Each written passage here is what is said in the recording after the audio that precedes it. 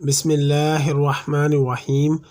السلام علیکم ورحمۃ اللہ وبرکاتہ۔ رب ارحمہما کما ربیانی صغیرا۔ اے میرے رب، میرے ماں باپ پر اس طرح رحم فرما جس طرح انہوں نے بچپن میں مجھ پر کیا تھا۔ بخار کی دعا۔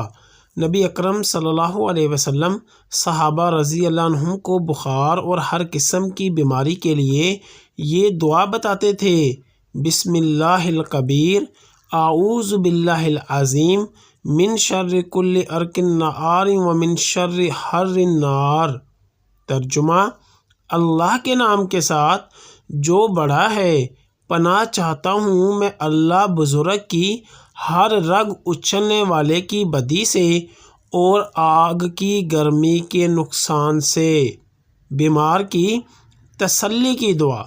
حضرت عبداللہ بن عباس رضی اللہ عنہ نے یہ حدیث بیان کی کہ نبی اکرم صلی اللہ علیہ وسلم جب بیمار کے پاس تشریف لے جاتے تو اس کی اس طرح تسلی فرماتے: لا باس طہورا انشاءاللہ، کوئی حرج نہیں، یہ بیماری انشاءاللہ تجھے گناہوں سے پاک کر دے گی۔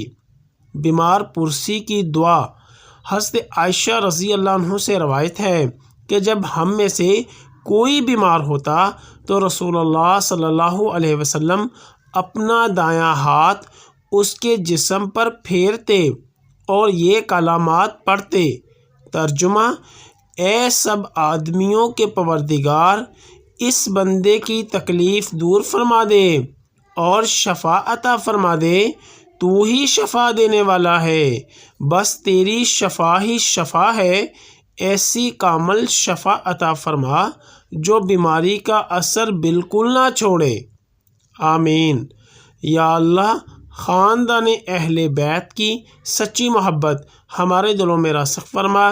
یا رسول اللہ صلی اللہ علیہ وسلم، ہمارے ماں باپ اور ہماری آل اولاد آپ صلی اللہ علیہ وسلم پر قربان ہو۔ آمین یا ارحم الراحمین۔